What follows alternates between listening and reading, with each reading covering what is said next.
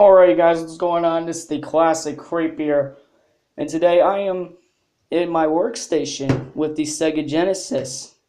This is a complete teardown, stripping the parts out, maybe clean it and restore it back to its original form. This still works, so either way it'll be back in shape before the video's done.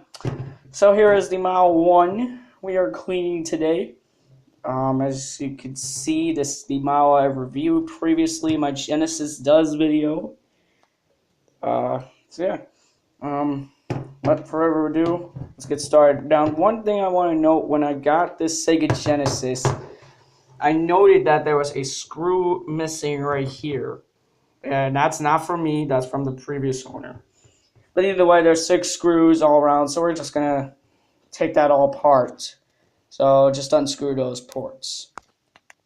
Alright, I am back, and one thing I want to mention real quick is that the Sega CD port, you're just going to want to remove that, like this piece right here. You just want to remove that, and also with these.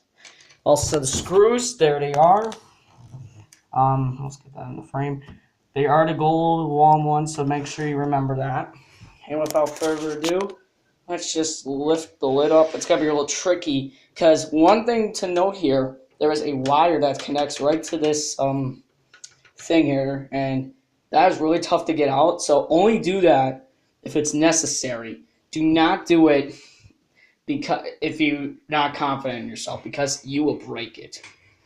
So we're just going to lift it off. Hopefully I don't break the wire. And there is the inside of the Sega Genesis cartridge slot. There's only a few things you can do on here, but you can pretty much run it through. Just try not to get the wire though. I ain't gonna do that right now, but I'll do it later. So now we're taking off the RF shielding.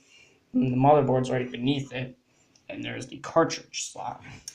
There's 9, and I'm not kidding, 9 screws around this RF shield alone, and that holds the motherboard and the bottom one down there. We'll get to that in a sec. But here, I'm going to unscrew the ports, and I'll be right back in a sec. Okay, sorry guys, I actually lied. There's actually 11 screws. And just note that these are the smaller ones, so put them in a separate pile. Alright, so anyways, back to the RF shield. What you're going to do once you remove all the screws, just easily take it out. As you can see, there's a little bit of rust on the side. There's me. Hi. There's a little bit of rust on the sides, but nothing much. And washing it, you can wash this part, and if you want, we're just gonna set it off to the side for a minute. And now we're left with the Sega Genesis alone. There's the motherboard. There's 2 screws on the cartridge slot that are actually bonded to the motherboard. One thing to note here, the headphone jack, you just kind of want to lift that up, and that's going to reveal another screw right beneath that. So I'm going to remove those screws, and I'll be back in a sec. Alright, I am back. One thing to mention, there is one other small screw, one other small gold screw, 2 on black screws, so we will set them off in a pile somewhere. And now we can just lift off the motherboard. Right out here, you gotta get the controller ports out. There we go. And now we can just move that to the side. And now we are left with the RF shielding. Pretty much this is easy. What you can do is just lift it off. And there is the bottom of the Genesis. Now you can just wash this part off, clean it with soap and water. My recommendation. But I'm just going to go through a few things. I'll be right back in a sec. Actually, I'll give you one more look at the motherboard. That's not always here. Let me set my camera down.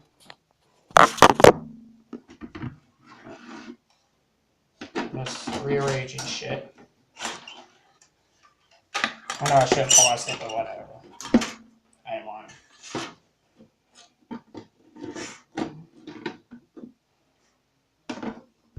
Alright, so not an exact order, but there's one screw right here. I don't know what that does, but I'm not even gonna try to open that up. I'm guessing that's the power. I disconnect the power. Little Sega logo on the motherboard. So there are everything, power supply, everything you pretty much need. If you're buying a Sega Genesis, make sure it includes the motherboard. You only just need the motherboard to play Genesis. What a coincidence. Alright, I'm going to get to the reassembly real quick, so I got to set that up, and I will be right back in a sec. Alright, I am back, and now it is time to put back the Genesis here. So what we're going to do is put back on the RF shield, on the bottom shield. Just hook it on. Should slide in very easy. As long as you got this lined up, that this black part showing, you are pretty much good. Alright. Time to bring in the motherboard here. Hold on a second, I'm trying to grab it.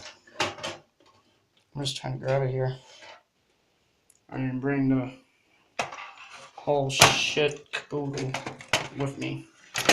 Sorry for the swine, by the way. I just noticed that.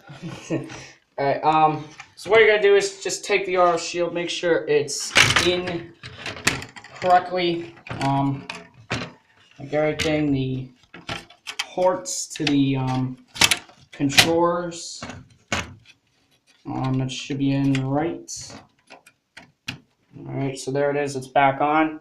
Now we got to screw it back in. So black screws like this on the cartridge slot, and the headphone jack, the one right near the headphone jack, goes right there. Hold on a second. I can just see that. All right, we're gonna rescrew that in, and I'll be back in a minute. All right, so the motherboard is screwed in properly. I'm just gonna put this headphone jack back on, bring the clips, and I'm gonna close it up real quick here and take a look, see how we're doing so far. We still need the RF shield, but controller ports are still in. Turn it around, so I'm doing this right, and I am. Where it is? No. I'm not gonna just fill out the RF shield. Maybe I can do that. No, I actually can. Look at that. And the RF shield is right over here. See that? It's cool. But no, I want to put the RF shield back on. So, get that back off. And now we have to put back in this monstrous beast, the RF shield. Just place it in here carefully. Make sure the ports are lined up nice and tight. Make sure you don't get the cord there like I just did a little bit. Alright, so now we're going to screw in the 11 screws, and I'll be right back in a sec. Okay, so once all the screws are back in, what we are going to do is we're going to take this and just set it on the system. Firmly in place, there it is. Note, all you need, Phillips screwdriver to do this. I forgot to mention that. So now we are not done yet. Honestly, we still have to screw in the back ports, and we're going to do that real quick. So I'm going to screw in the back ports real quick, and I'll be right back in a second. And there we go. There is the Sega Genesis back in shape, working condition. I will post it if it does work, and it should, I hope.